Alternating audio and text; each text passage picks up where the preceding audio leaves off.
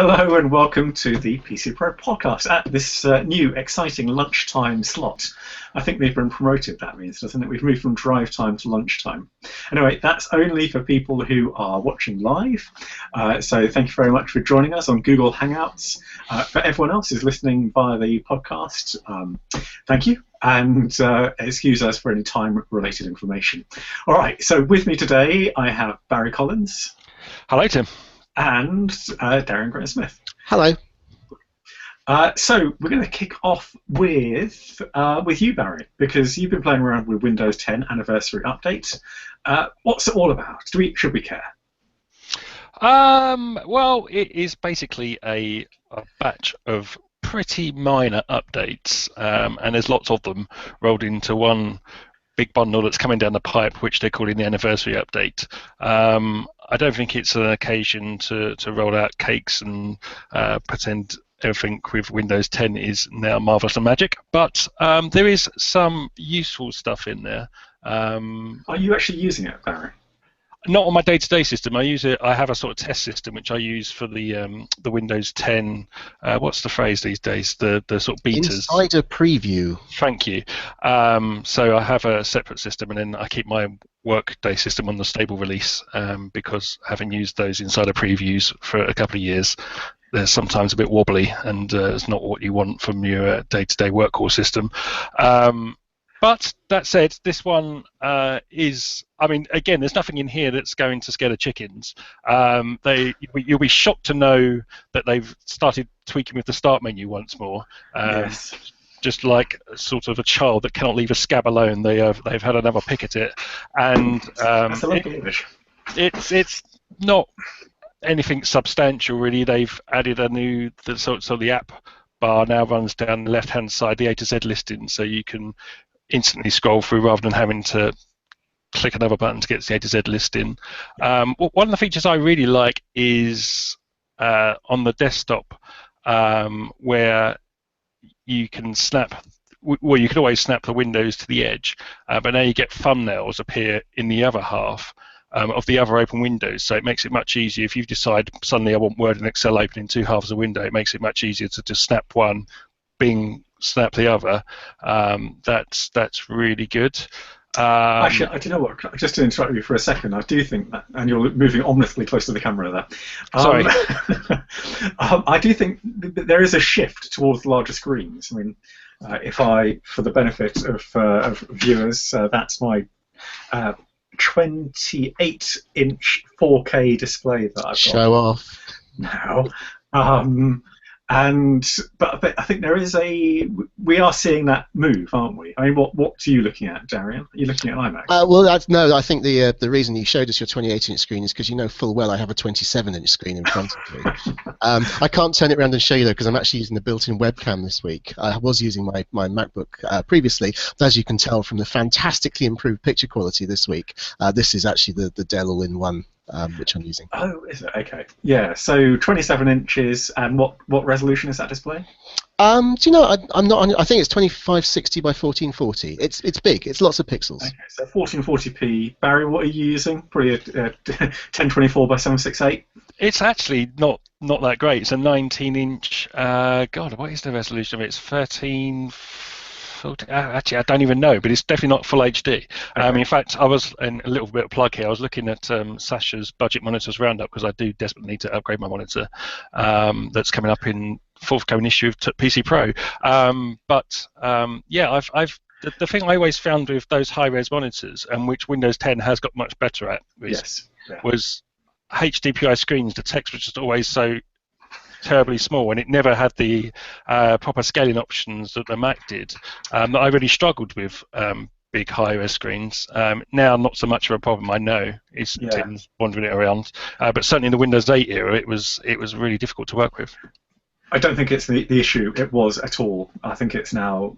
It's not a non-issue because there are still some occasions when I'm sure it's going to bug me. I've only just moved to this monitor, But I remember those incredibly high resolution displays, and they were a problem. But The not thing is, though, I anymore. mean, as we always, as we're always reminded, there's a lot of people out there who have to use, or who through choice are using old software that they don't want to pay to upgrade from, a piece of software that's been working fine for 15 years, or maybe there is no, maybe there is no newer version, maybe it's a business application, and you do kind of get this silly situation where everything on your screen looks perfect and pristine except one app, which where all the text is the wrong size and the buttons don't fit in the window and so on. Basically, because of the way that that Microsoft handled DPI back in the olden days of Windows 3.1 and Windows 95, I think there can't be a perfect solution, unfortunately.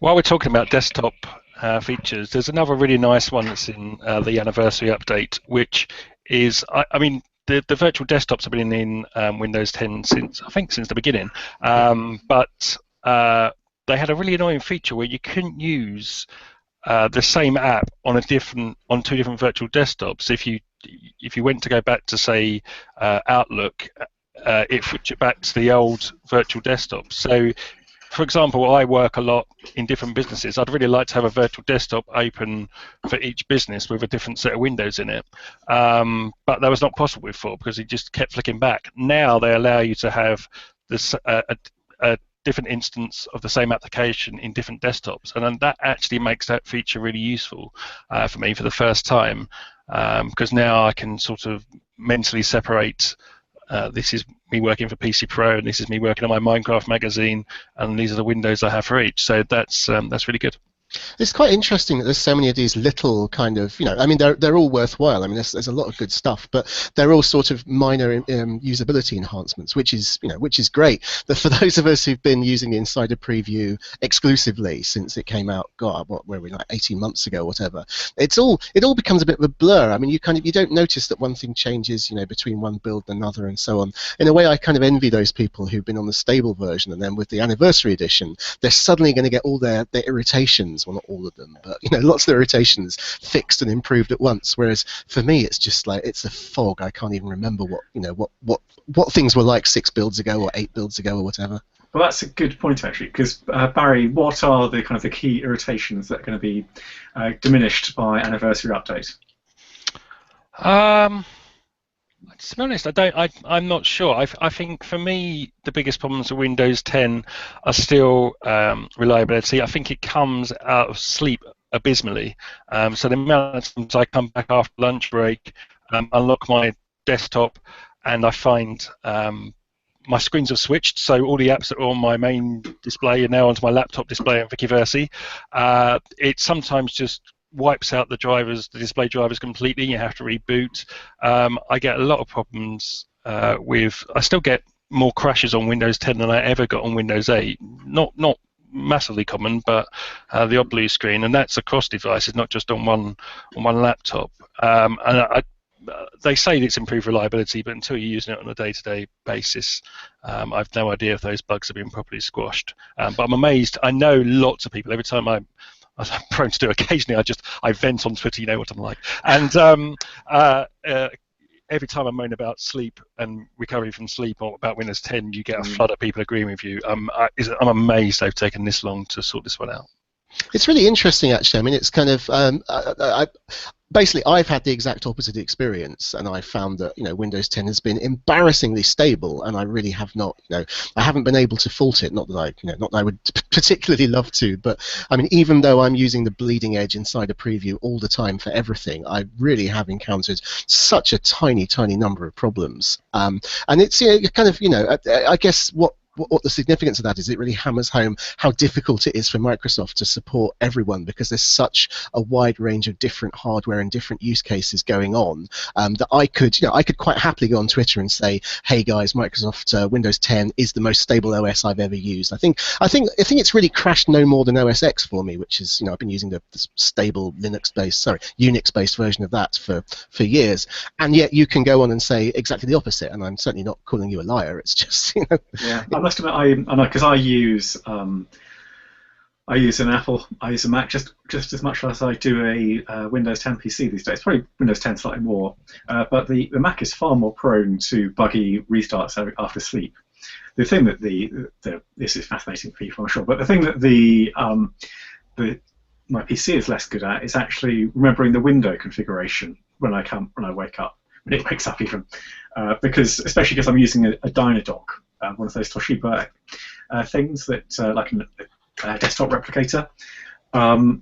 That it doesn't seem to always work very happily with that. Anyway. No, my USB controller often doesn't work after reboot as well, which is USB hub, sorry, which is really annoying because you just end up rebooting all the time and restarting all your windows, and it adds like 5 minutes to process the entire time. All right, so we have a date now for the anniversary update. Is that correct, Barry? We do. It is the 2nd of August, I believe, which oddly is 3 days after the actual anniversary. So Microsoft are still holding to this line that Windows 10 is only free until July 29th, at which point they're going to start charging for it. I've always been pretty skeptical that they were going to do that, but it seems, well, unless they're going to have a very late change of heart, that is still the plan. So you've got till July the 29th if you're still on Windows 7 or 8 to take you. And I believe you've already got it downloaded, and Microsoft has been sneakily downloading them in the background, don't forget, then you're safe. As long as you've actually got a copy of it on your PC, you can effectively upgrade whenever you like, I guess. I think you don't even need to have the files downloaded, do you? I think if you ever clicked reserve my free copy, then you've got it. And if you failed to cancel the unwanted, unasked for requester that comes up and says recommended update, then you've got a license as well. So I mean, you do kind of wonder who is being excluded by this. Exactly. If they effectively done it anyway. And did you see I think there was a report this week that they're going to oh, I've done it again. I've just done the virtual quote marks again. This is I will pay £10 to charity every time I do that in future just to stop me doing it and restore my credibility. Anyway, sorry. So yes, Microsoft put out a release this week saying they're going to make that method to refuse the Windows 10 upgrade offer a bit easier.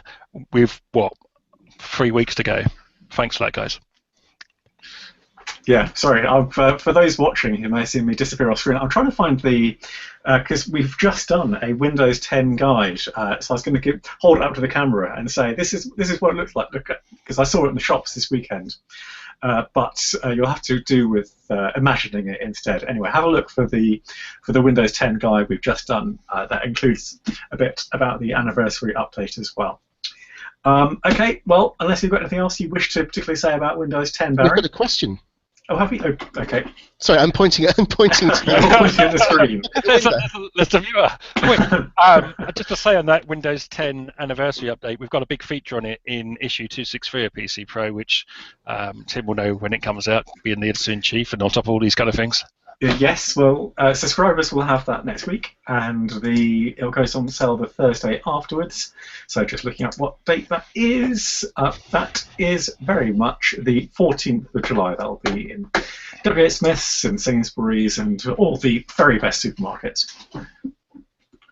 Okay, but the question, and by the way, if you're watching this live, do feel free to ask us questions, because sometimes we get a bit lonely, as you can imagine. Mike Bookham asks, do you see PC sales being impacted when the Windows 10 upgrade will no longer be free at the end of July? Barry, let's go to you. Yes, I think they're going to go from 3 a week to 2 a week, Mike. I don't think Windows 10 has had any major impact on PC sales from any of the figures I've seen. I don't think the end of the offer is going to make any real difference, to be honest. Like we said, I think anybody who wants the free upgrade has probably taken it already. I don't think people's decisions to buy new hardware are affected by the release of a new operating system anymore. I think it's a very different market to the one it was in the world of Windows 95 and Windows 98. I think people replace their PC when it breaks.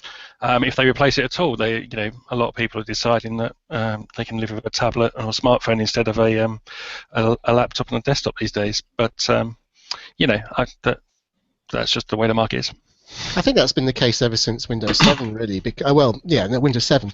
It used to be that when there was a new operating system, you had to buy a new PC to get it. Partly because the system requirements would kind of go up, and secondly, just because the upgrade process was sort of guaranteed to be complicated and scary, and half your things might or might not work afterwards. That hasn't been the case for years and years. I mean, you would expect, if it were going to have an impact at all, you'd expect it to actually give new PC sales a bit of a boost, I would have thought, because you buy your PC, you buy a laptop, which may well only be 300 quid or whatever, and you get your Windows 10 license. Whereas if you have to upgrade the operating system on your old laptop, that's going to cost you, what is it? It's I don't even know what the price is offhand, but it's something, and you don't get the new PC with it. Yeah. There was an interesting thing recently, actually, where they only in a very minor way, but they bumped the minimum spec of Windows 10 up. And it was the first time they've done it since the launch of Windows Vista, in fact. The spec has remained almost flat since Vista. And then they raised the minimum memory requirement from 1 gig to 2 gigs. And so it will be interesting to see if Microsoft push that now, start to much more like Apple. I mean, Apple is still reasonably gentle as well, but just creep it up with every new release, so that eventually, now they've locked us into this kind of Windows 10 ephemeral updates kind of system, that people at the bottom end with sort of older Windows 7 generation hardware are suddenly going to find it becomes slower and slower, and that could be used as a trigger to make them invest in new hardware. I think if Microsoft, they're going to have to be very, very careful about how they push that, because having tempted people with a free upgrade to then start edging people off at the bottom end, and to be clear, even if you are running it on a 1 gig machine, it will still work. It was just that's the minimum spec for a new PC, but it still set a marker out that said actually some of this older hardware probably isn't capable of running Windows 10 sufficiently anymore. And so it'd be interesting to see if they do edge up those requirements and push people out the way effectively.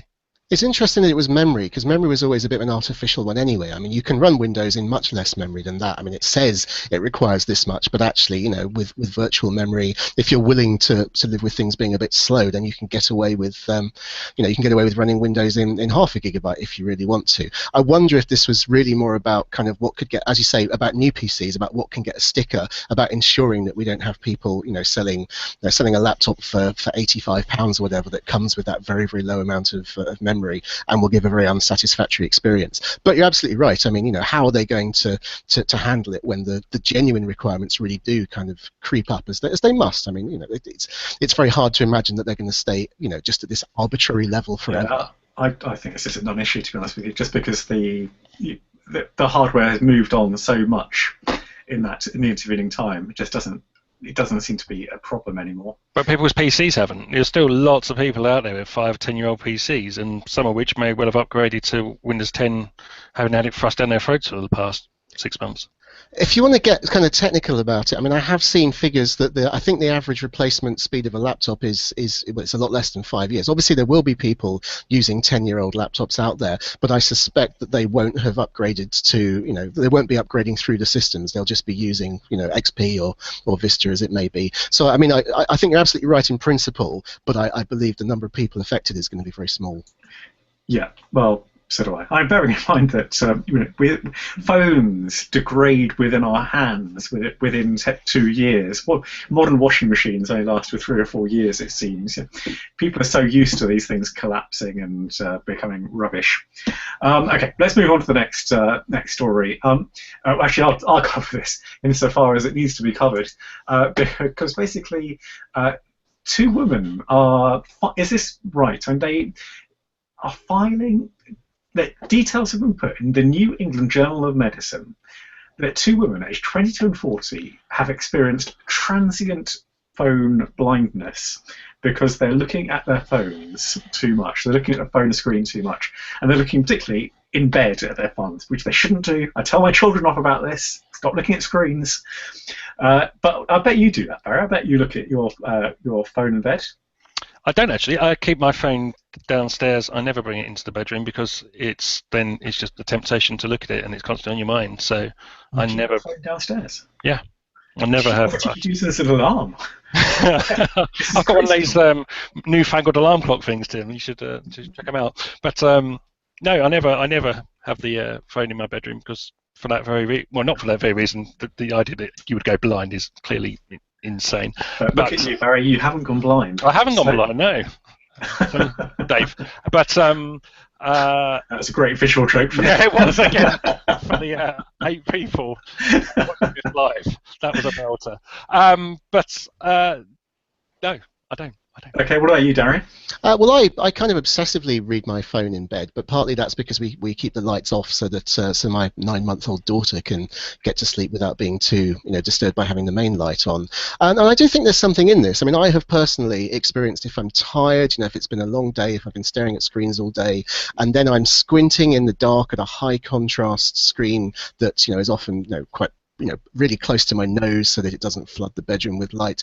I really have experienced some quite alarming sort of tunnel vision, blurry vision sort of symptoms, which is one of the reasons why I thought this would be a good story to discuss, because I'd really like to know. It's one of those things that you wouldn't necessarily mention. You wouldn't sort of go into work and say, "God, I couldn't see for the last 10 minutes of last night." But I wonder if it's actually a really widespread phenomenon, or whether it's just a random, just very rare one. Well, does this article actually say what they mean by, you said transient blindness? I mean temporary blindness. Temporary blindness. So we're talking about temporary vision loss for up to 15 minutes. And the other crucial thing to say is that it seems to be partially due to people obscuring one of their eyes with the pillow. So they've got both eyes open, but they're looking at the screen with just one eye for a prolonged amount of time, and that has some effects. So really, it's more about that in many ways than it is about. That's very interesting. So it might not be a physiological problem with the eye getting tired so much as actually your brain getting really used to having complete darkness on one side and something very, very bright that you need to focus on in the other. And close, so don't forget that, close. Yeah. And so, therefore, it might be, well, I don't want to say all in your mind, but it might be to do with your brain taking a while to recalibrate, the input coming from the eyes, which would be very, very different. Yeah, well, it could be actually. I'm no ophthalmologist, as you're probably aware, but this does sound like that thing where you go to the opticians and they blast a light in one eye, make a cover the other, and they do that for like 10 seconds, and after that you sort of do have that kind of, oh, I can't quite see moment. And surely it is just the difference in having a very bright light source in one eye and a almost darkness in the other. And why don't you see if you can replicate it? Well, I might do, but this doesn't sound to me like a smartphone problem as anything more than just having two different light sources in both eyes for a prolonged period of time. It's just people are stupid. I'm interested to know if it's a serious problem. If it could be something that they say temporary blindness. If it is something that just your brain sorts it out and you're fine, then that's one thing. But if it could have longer-lasting implications, then that's quite another, because it is a situation which people are doing now, which nobody in the world was doing 50 years ago. I had for like years and years, I had this weird thing where I couldn't focus properly on things that were far away after I'd been using my DSLR, and I could not work out why, and it was real mystery to me. And I finally discovered it was particularly when I was looking at the LCD screen on the back, and I was holding it really closely and focusing very intently on something very close for prolonged periods of time. Then I put the camera away, and suddenly, like, the world around me would be a little bit blurry, a little bit spotty. And it took me so long to make the connection, because that's not something I'd ever done before. That's not something that that you do in a previous age. I actually had something similar where I drank 7 pints of beer, and for quite a while after that, my vision was really quite blurry. I think that's not really a hazard of the internet age specifically, though. I think that probably goes back a few centuries or millennia. I think that's the last time I could probably handle 7 pints of beer. If anyone wishes to contribute to this, who's watching live on Google Hangouts, then please do so. Have you ever been temporarily blinded by your phone? Free claim. This sounds like the Nicky Campbell show now. We're moving it. Well, this is lunchtime, Barry. This is lunchtime slot. So yeah. Are we on to women's problems next? I don't think any of us are well versed enough in that area. Come on, let's give it a go. What are you proposing to discuss exactly? I mean, women's problems, as far as I can make out, is my husband doesn't change nappies as often as I'd like him to. But This is why we can't wait for futures to come back, isn't it? If any listeners would like to write in, or if you're watching this, then just share your problems that you'd like us to solve. We could be like an agony aunt service. Any issues you have, Barry and Darian will solve it between them. You just ruling yourself out of the committee. Yeah, I'll be the executive from above. Okay, this other story that you spotted, Barry, kind of related, but not very much really, was about this Apple patent.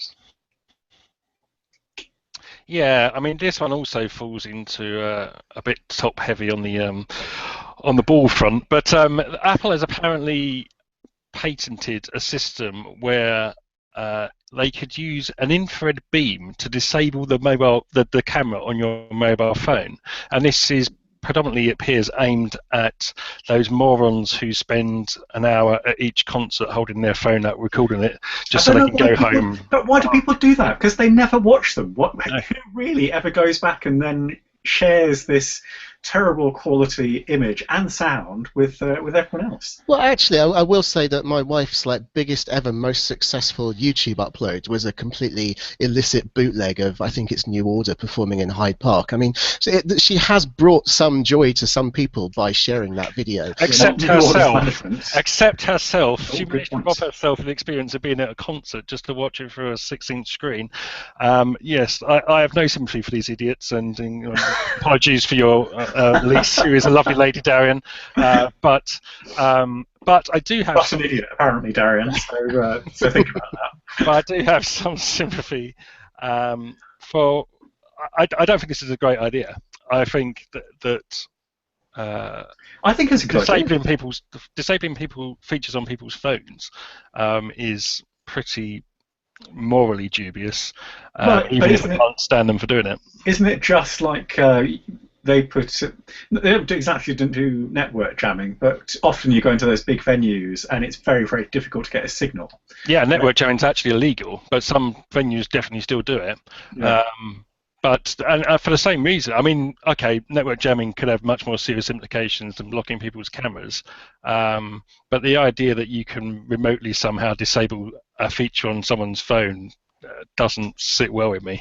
Now, I don't like any of these technical measures that are obviously, designed to enforce some kind of policy, but they are completely blind to context. I mean, there can be any number of situations, like, if a fight starts or a fire starts or if aliens land, where it would be completely legitimate for everyone to go, I really want to get some footage of this so we can study it, so we can know, so we can have a record of what happened. And these systems are completely blind to that. Well, let's take your agency. There's a very real example of that, Darian. I mean, that concert in Paris last year, which was hit by a terrorist attack. Now, some of the footage from that, A, was made news footage, and B, I'm sure, was useful for identifying some of the people involved. So, there are unintended consequences of these actions that block you from using features that you'd expect to have available. So for once, I think this is one where Barry and I are in complete agreement. Yeah. Dear Diary, 30th of June 2016, today I agreed with Barry. This is like a hug between Cameron and Corbyn. Don't start.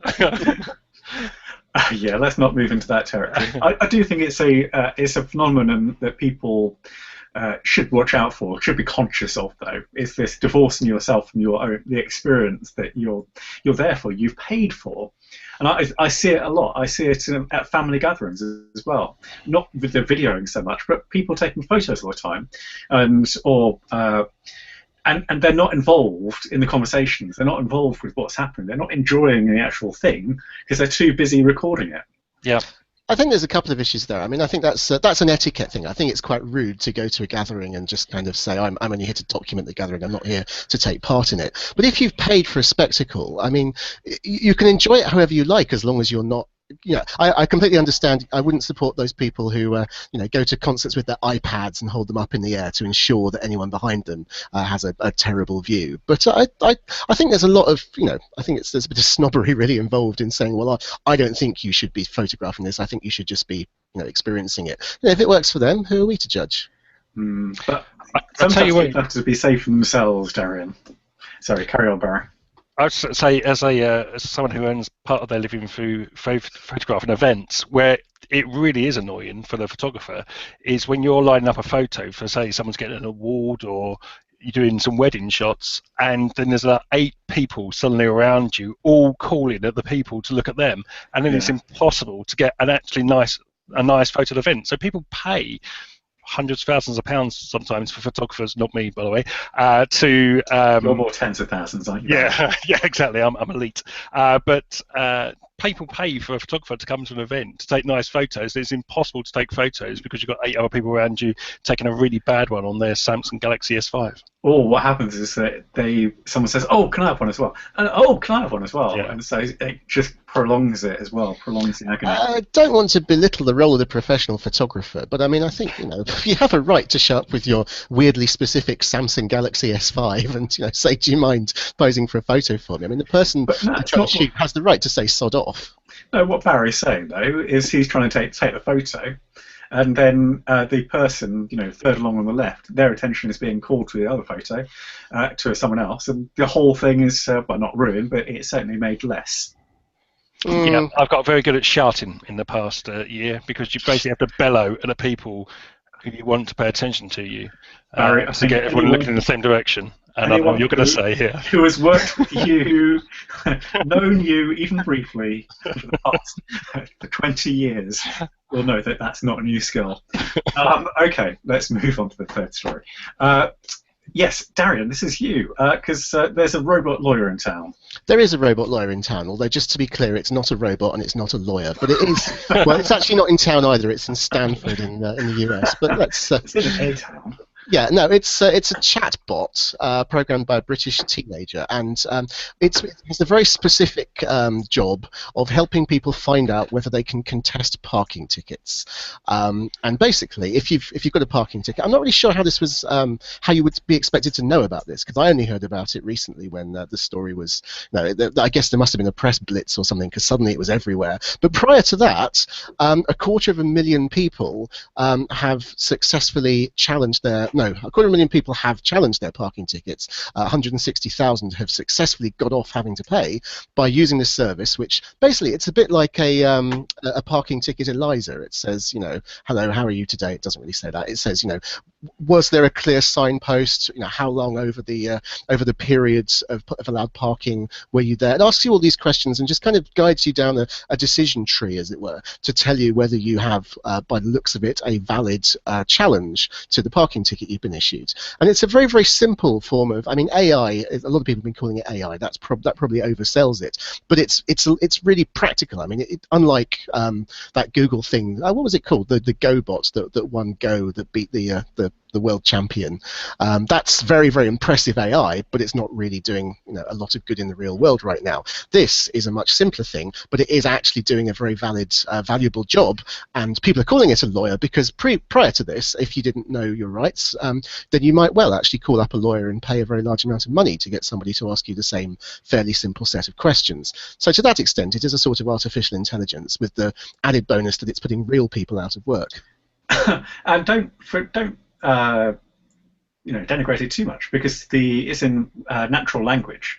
The questions are obviously scripted, as in, so there's one such as, do you think the parking bay was too small?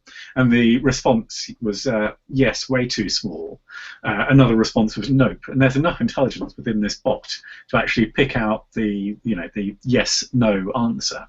So it's I'm not saying supremely clever, but it's fairly clever.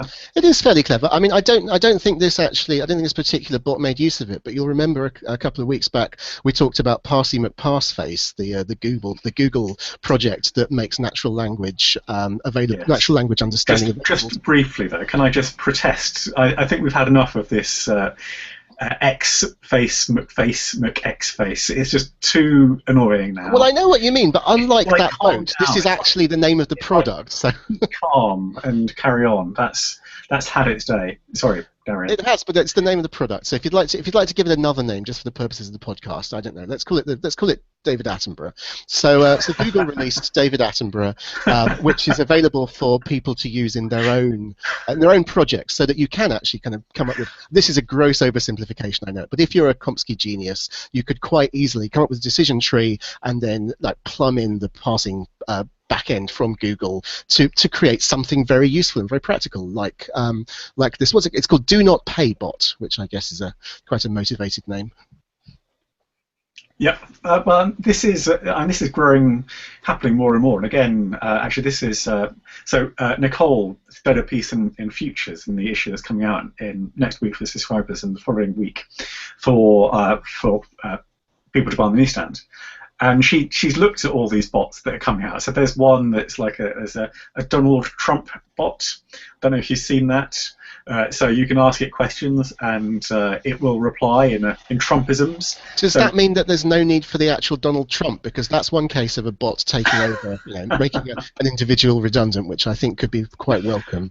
I'm not going to venture into that political area, and there's all these other kind of things that they're doing, and some of them are quite scarily accurate. And there's this company, oh goodness, I can't remember the name of the company, but anyway, but they talk about themselves as being a digital, almost like the digital workforce company. I can't remember exactly what their tagline is, but their future is that 1 in every 3 people who work for your company in 10 years' time will be a digital person, or the equivalent of a digital person. So particularly for things like customer service, like this parking bot, why have someone sitting in an office dealing with all these complaints when a bot can do it perfectly well? We're definitely seeing a move here. We're on the cusp of something big. We're on the cusp of big redundancies, I'll tell you that. Yes, but we've always been on the cusp of big redundancies. It's just technology, isn't it? No, it's true. There was I think a movement called the Luddites, wasn't there, some time ago? Yes, I know. I wrote a column about this, I don't know, a year ago, 18 months ago, saying that, although it's scary, I mean, it is indeed the history of work that the drudge work, that the repetitive tasks get taken away, and it can be an opportunity to free us up to do so that humans can do more human things and aren't doing the work that always should have been done by machines. There are two things that always I get confused with parking. Is why is it? Well, it's 2 turns to the left. And it took me 7 times to pass my driving test. But why is it's still a human operation? But it's increasingly not. Well, but all the plate recognition stuff now, it must be a lot cheaper to just install a camera rather than still pay an attendant to come around and slap parking tickets on. It's going to get it wrong half the time.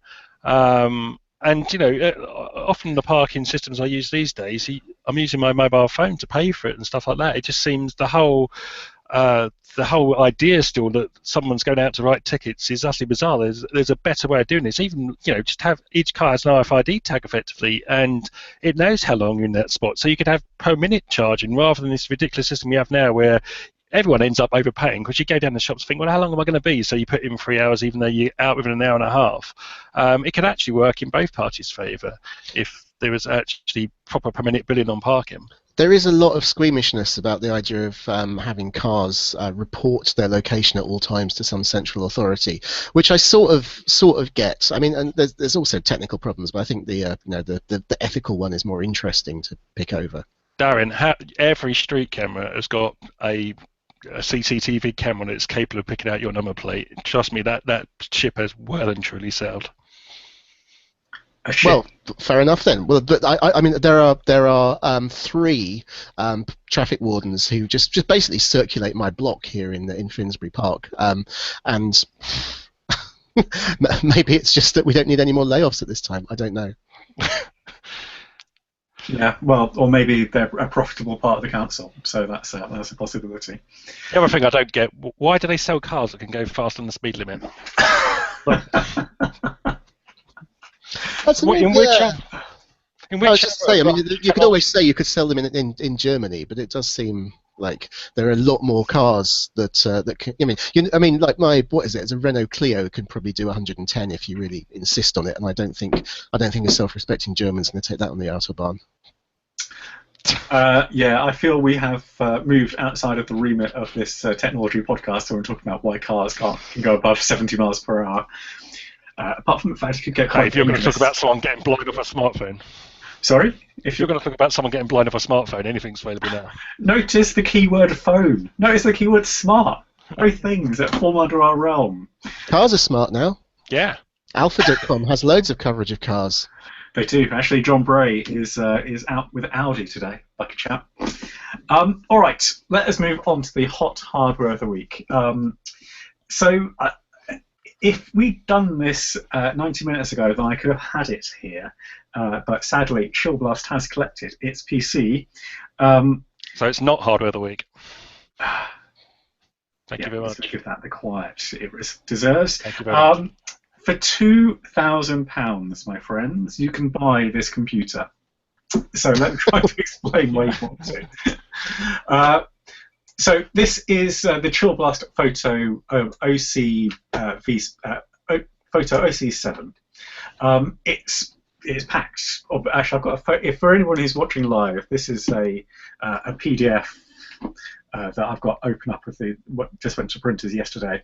So that's what it looks like for anyone who's watching live. It's packed the gills with great hardware. So you've got a GeForce GTX 1070 in there. You have an Intel i7-6800K, so the K means it's overclockable, it's unlocked, and that's a Broadwell E based processor. It's 3.4 gigahertz is its default clock speed, but it actually could go up. Shieldblast has overclocked that to 4.18 gigahertz because it's got a rather nice Corsair water cooling system built in, which is it just works perfectly. And naturally, it's all booting off a incredibly fast SSD. So this is an M.2 SSD. We firmly recommend those, don't we, Darian?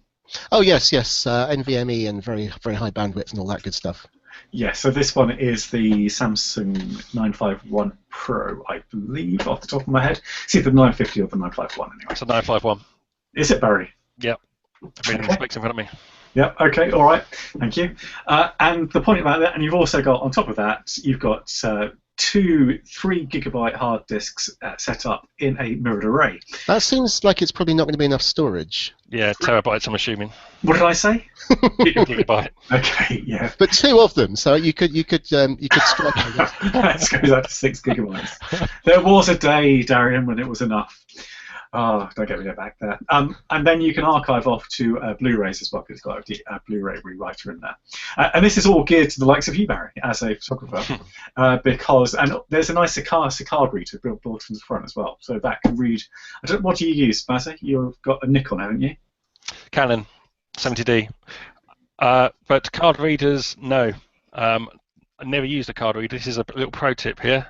Just plug your camera in and use the USB, because card readers are terribly unreliable, corrupt memory cards like anything, whereas your camera will not do that. So always just plug your camera in via a USB cord. Okay, there you go. We can stop listening to the podcast now. You've had your pro tip for the day. Okay, so the point about this computer as well is that it's incredibly fast. So we are talking about a score of 213 in our benchmarks. Your laptop, if you've got a laptop, it would probably score somewhere between 20 and 50, just to give you some idea of how fast this thing is. And much of that comes from, it's a combination, but that SSD just really helps with boot time, but it really helps with fast transfer of data off the disk as well. Okay, so, and then you've got the GTX 1070, and that's enough. I would say for most people that's enough for 4K gaming.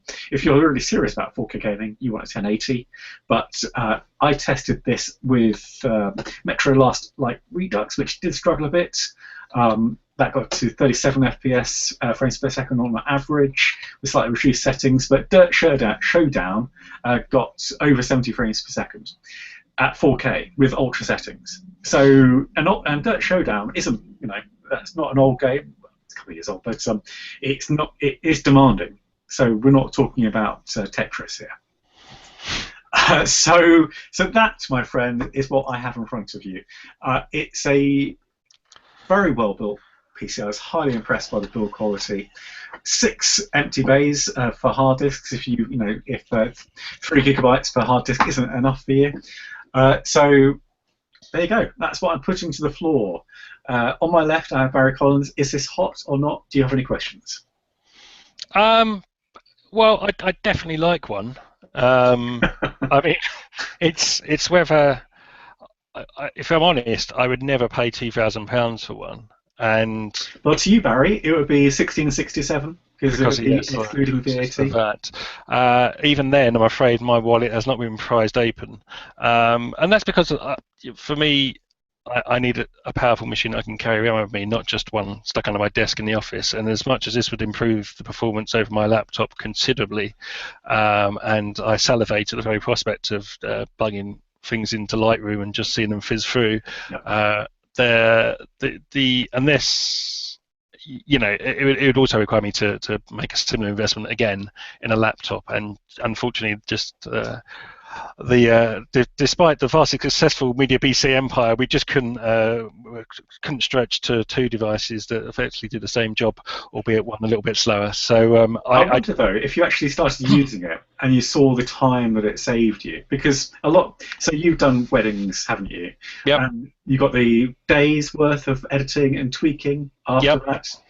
So just imagine all those things, all those whatever filter you might want to apply, just being done in a flash, rather than the that you probably have to wait right now. Yeah, I'm not getting it's still fairly instantaneous when I make corrections in Lightroom or Photoshop. But and that's the thing, you're talking like minor fractions of a second. I think for jobs like backup and moving files from here to there, this thing would absolutely kill my laptop. But those are the kind of jobs that you can sort of push. You don't need to be sat in front of the PC to do. So whether that takes an hour or 2 or takes 20 minutes is not really it's not really here or there. The initial import of photos is always a slow job, or especially if you've got video involved as well. And again, I'm sure this thing would eat up with the constraints of whatever the bandwidth on the connection is. But again, it's those kind of things that have never made me go for a dedicated desktop as well as a laptop. It's just that I've never been able to justify that expense, even though it would save bits of time here and there, undoubtedly. Think how fast Minecraft would run, Barry. Minecraft would absolutely belt through this. But yes, again, Minecraft's not the most demanding of games. It's rarely used in a 3D benchmark. No, it isn't. And what about you, Darren? Does this wet your whistle? Yeah, I mean, and by I mean no. It's it would certainly, very much speed up. If we take Chill Blast, at face value and say this is for photographers, it would certainly speed up, some operations. It would really, really speed up huge batch operations where you've shot, 3,000 photos and you need to do the same thing to all of them. Once you get into kind of interactively touching things up, that benefit is much, much, much less because, as Barry says, you get a fairly instantaneous response. The speed limit really is your own brain and your own fingers rather than the CPU. So yes, I mean you would definitely get advantages, but I don't think it would. You wouldn't suddenly be able to process a wedding in 10 minutes rather than a full day. And then the graphics card. What's that all about? I mean, I don't. It seems like. Well, it's a graphics card. Well, yeah, but if this is a photo editing machine, why do you need a GTX 1070? It kind of feels like Chill Blast obviously just wanted to get to get the halo effect of having all really high-end components. But I honestly think it's a waste of money for a professional photographer. And if you're a gamer, then you probably don't need things like the RAID array. I think this is if you've got all the money in the world, then there's nothing at all that you could point to about this computer and say that's a bad thing, that's going to drag down performance, that's going to frustrate you. But as a package, it just seems a little bit incoherent. Harsh. Let's hope that Chill Blast aren't listening to this, Barry, otherwise he could be getting a visit quite soon. Ben from Chill Blast is very understanding. Yes, he is. Okay, well, so I think I know the way this is going to vote then. So we've got Darian, you're a... Yeah, I'm afraid I'm a not. It's not there's anything wrong with it, but just the package as it stands does not make sense to me. All right, Barry? Yeah, it's just a use case thing rather than an individual machine. I think the machine's perfectly competent. I hear what Darren's saying on the graphics card. It does add an unnecessary expense. If it's just purely for, yeah. I mean, there is some acceleration in Photoshop for decent graphics cards these days, so it's not entirely gone to waste if you are, especially if you're crunching through video as well. But it's of limited benefit, and so yeah, I mean, yeah, if you, I'm not. This is not a plea to blast. If someone gave me one, I'm delighted to have one. Would I pay £2,000 for one? No. Okay. All right. Thank you very much.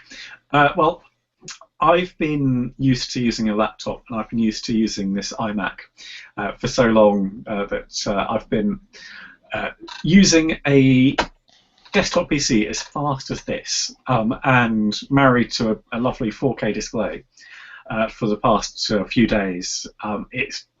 It's a highly pleasurable experience. I think much of that does stem from you can go much cheaper and get the same effect. And you in the same issue as this, by the way, we've got the £699 PCs group test, which Darian had the pleasure of testing and writing.